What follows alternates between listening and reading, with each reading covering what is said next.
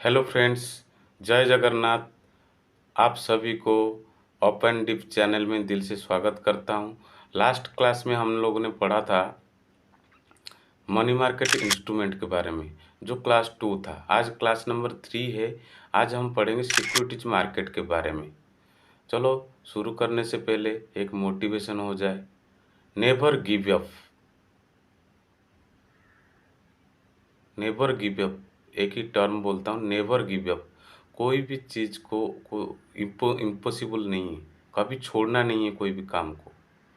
कोई भी काम इम्पॉसिबल, इम्पॉसिबल मतलब आई एम पॉसिबल। हर कुछ काम हर हम सब कर सकते हैं। हमारे अंदर वो काबिलियत है, हम कर पाएंगे। कोई जो मार्केट का पढ़ाई है वो सबसे इजी है। 5th क्लास का स्टूडेंट भी इसको कर सकता है। इसीलिए मैं आप सबको पढ़ा रहा हूँ। वो सबसे इजीएस्ट मेथड में पढ़ा रहा हूँ, अच्छा से समझा रहा हूँ। चलो हम शुरू करते हैं। What is security market. वो सिक्योरिटी मार्केट काम कैसे करता है, क्या काम है।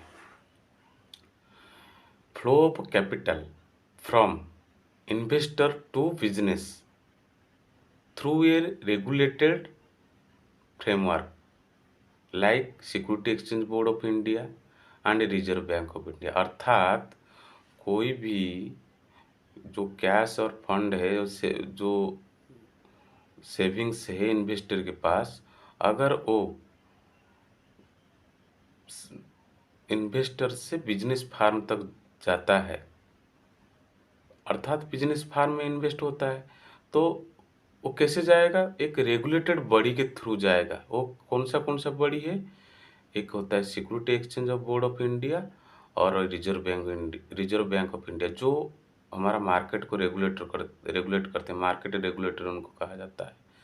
तो यही है सिक्योरिटीज मार्केट का function. Flow of capital from investor to business through a regulatory framework. अब हम पढ़ेंगे what is securities. Security securities are the financial instrument issued by companies और फाइनेंशियल इंस्टीट्यूशन और government of India which is purchased by investor and convert it into their saving to the financial asset। अर्थात कोई भी security होता है वो कोई company के द्वारा इशू किया जाता है, और कोई फाइनेंशियल इंस्टीट्यूशन के द्वारा इशू किया जाता है, और कोई और गवर्नमेंट ऑफ इंडिया के द्वारा इशू किया जाता है। उसको सिक्योरिटी बोलते हैं। वो सिक्योरिटी को परचेज कौन करता है, इन्वेस्टर परचेज करता है। इन्वेस्टर कौन है, हम लोग है, जैसे रिटेल इन्वेस्टर हो गया, एनआरआईज हो गए, एफआईज हो गए, फाइनेंशियल इंस्टीट्यूशन हो गए, ये सब परचेज करते हैं, और इनका जो सेविंग है उसको कन्वर्ट करते हैं फाइनेंशियल एसेट में। ओके। ये जो सिक्योरिटी टर्म है वो कहाँ डिफाइन किया गया है। Security, the term is defined in section 2H of security contract regulation act 1956। Security contract 1956, security contract security contract regulation act 1956 के अंदर सेक्शन 2H में ये लिखा गया है सिक्योरिटीज के बारे में। तो हम पढ़ेंगे अभी सिक्योरिटीज के बारे में। अभी 1956 सिक्योरिटी कॉन्ट्रैक्ट एक्ट रेगुलेशन के अंदर क्या क्या लिखा गया है वो हम पढ़ते हैं। Share, script, bonds, stocks, debenture or other marketable instrument of any incorporated company or other corporate is equal security. अर्थात कोई भी स्क्रिप्ट हो गया, स्टॉक हो गए, शेयर्स हो गए, डिवेंचर हो गए, ये सब अगर कोई कंपनी का है, इनकॉर्पोरेट कंपनी का है और कॉर्पोरेट बॉडी का है, इसको सिक्योरिटीज कहा जाता है। और इससे पॉइंट नंबर 2 क्या बोलता है, पॉइंट नंबर 2 बोलता है इट इज ए डेरिवेटिव। ये एज पर security contract regulation act, security derived from डेब्ट इंस्ट्रूमेंट, लोन और शेयर, और इट इज सिक्योर्ड और अनसिक्योर्ड, और रिस्क इंस्ट्रूमेंट और कॉन्ट्रैक्ट फॉर डिफरेंस और अदर फॉर्म ऑफ सिक्योरिटीज। अर्थात एक सिक्योरिटी जो होता है ये कहाँ से डिराइव होता है, डेब्ट इंस्ट्रूमेंट से डिराइव होता है, और लोन से डिराइव्ड होता है और शेयर से डिराइव होता है। और ये अनसिक्योर भी हो सकता है, सिक्योर भी हो सकता है। क्यों इसे कहा जाता है?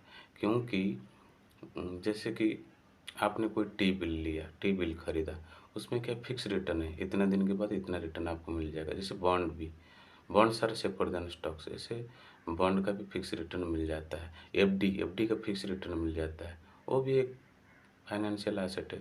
ऐसे स्टॉक्स में फिक्स रिटर्न नहीं मिलता, कभी हाई रिटर्न मिलता है तो कभी लो रिटर्न मिलता है। तो इसलिए सिक्योर्ड और अनसिक्योर्ड टर्म को यूज किया गया है। और क्या है, A contract derives its value from the price और index of price of underlying securities। एक जो कॉन्ट्रैक्ट होता है इसका वैल्यू कहाँ से डिराइव करता है? इट्स प्राइस से डिराइव करता है और इंडेक्स प्राइस से डिराइव करता है। और क्या क्या क्या है डेरिवेटिव के बारे में?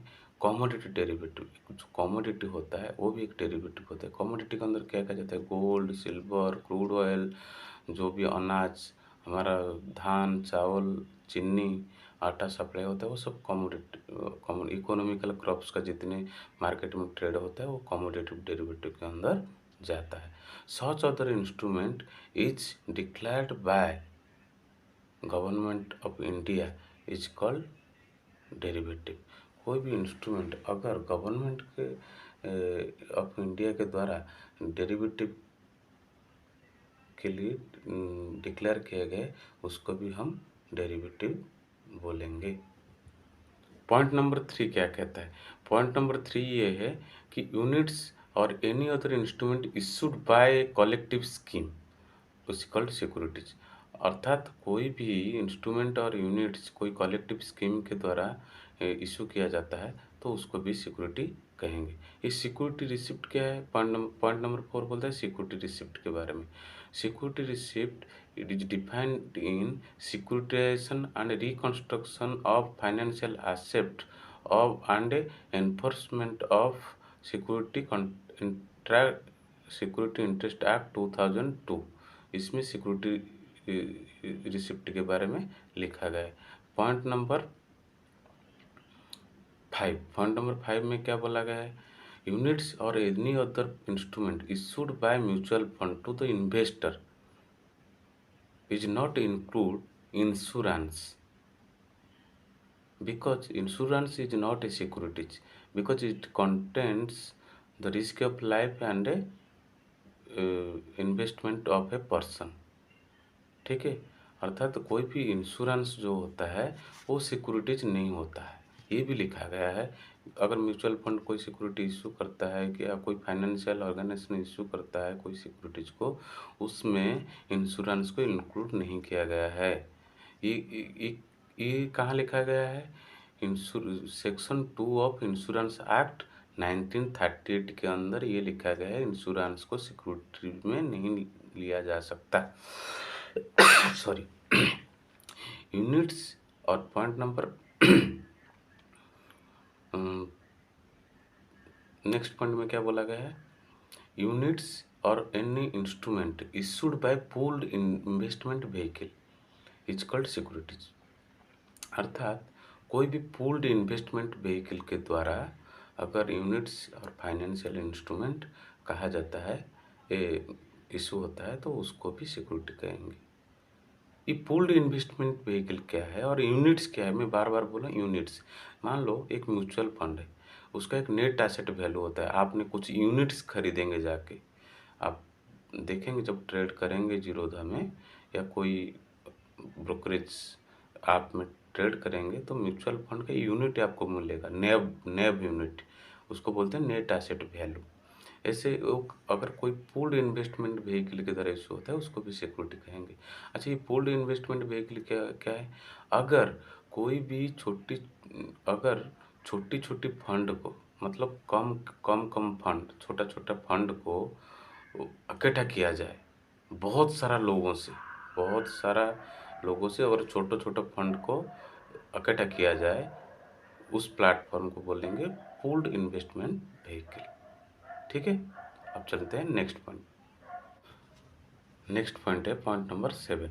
एनी सर्टिफिकेट और instrument issued to an investor by an issuer which contains debt or receivable or acknowledgement to such investor is called securities which is beneficial for this investor।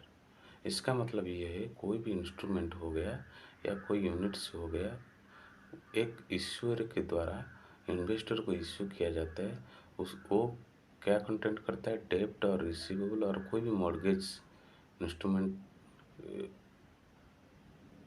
Mortgage instrument रखता है, वो क्या होता है, वो beneficial होता है इन्वेस्टर के लिए, उसको भी सिक्योरिटी कहा जाता है। नेक्स्ट पॉइंट नंबर 8 के क्या आता है कि कोई भी यूनिट्स और instrument is declared by security by the central government of India is called securities. कोई भी इंस्ट्रूमेंट अगर सेंट्रल गवर्नमेंट ऑफ इंडिया के द्वारा डिक्लेयर किया जाता है सिक्योरिटी करके, तो उसको भी सिक्योरिटी कहेंगे, including onshore rupee bond issued by Asian Development Bank,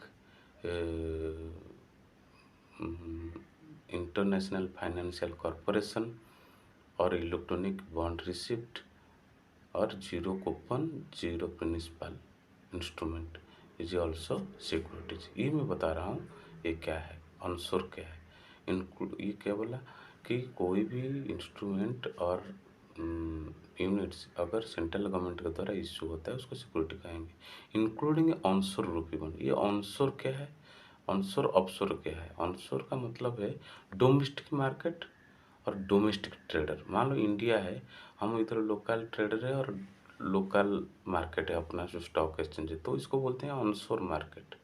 offshore क्या हो जाएगा, जब कोई फॉरेन में हम जाकर ट्रेड करेंगे तो वो ऑफशोर मार्केट हो जाएगा। तो फिर हो गया क्या है, एडीबी। एडीबी होता है एशियन डेवलपमेंट बैंक, जो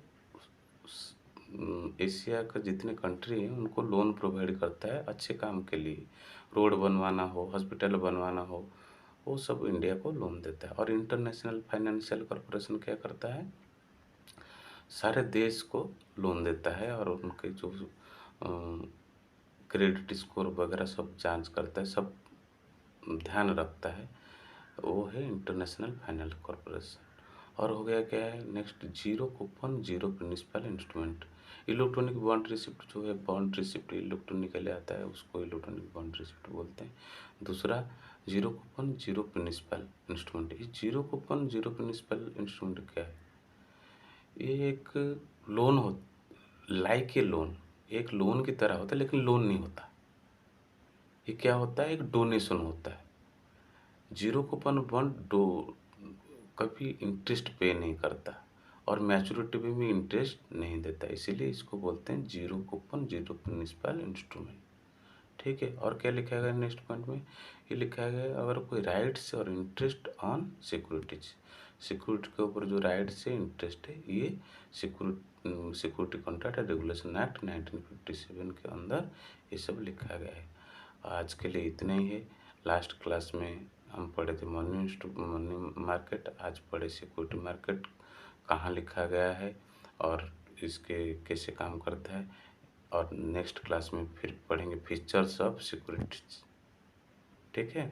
और कैसा लगा आज का चैप्टर, सेशन आज कैसा लगा, आप लोग कमेंट में बताएंगे। और चैनल को लाइक और सब्सक्राइब कीजिए। और वीडियो बनाने में बहुत मेहनत लगता है, लेकिन मैं आपके लिए हमेशा मेहनत करता रहूँगा पूरी ईमानदारी के साथ। आज के लिए इतना ही। जय जगन्नाथ।